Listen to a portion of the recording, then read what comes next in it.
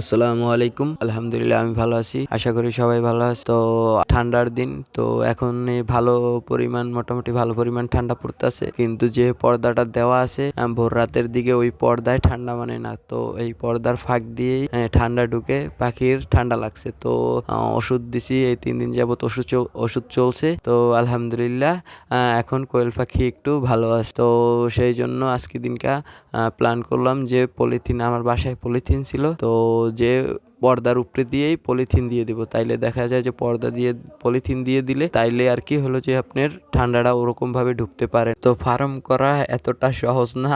আপনার কোনো দিক যাওয়া যায় না, বেড়াইতে যাওয়া যায় না, কোনো অনুষ্ঠানে যাওয়া যায় না, ঘুরতে যাওয়া যায় না। তো তাদের ৩ বেলা খাবার দেওয়া লাগে। তো দেখা যায় যে আপনি না খেয়ে থাকতে পারবেন, ওইগুলার একবেলা না খাওয়াই রাখতে পারবেন না। তো টাইম টু টাইম খাবার দেওয়া, টাইম টু টাইম ডিম উঠানো, পানি দেওয়া, ওষুধ দেওয়া, ওদের অনেক কাজ। কিন্তু যে হলো যে যারা মনে করেন যে দেখতে অনেক সুন্দর, আপনি হলো যে পাখি পালেন, খরচ কিরকম, লাভ কিরকম অনেকেই বলে। তো আলহামদুলিল্লাহ দেখা যায় যে আপনি যদি ১,০০০ পাখি পালেন তো আলহামদুলিল্লাহ মোটামুটি চলা যায় না যে ওইটা না। তো সবকিছু যতটুক আপনি খরচ কমাইয়ে করতে পারবেন, নিজে যতটুক কাজ করতে পারবেন ভালোভাবে, তো লোক দিয়ে যদি কাজ করান তাইলে লাভের পরিমাণ খুবই কম হইবে। তো সব কাজ নিজের করারই চেষ্টা করা উচিত। তো সবাই নিজে কাজ করাটাই বেটার হয়। তো আমাদের প্রায় ফার্মের চারপাশ দিয়ে পলিথিন দেওয়া শেষ। তো আশা করি সবাই ভালো থাকবেন। আসসালামু আলাইকুম।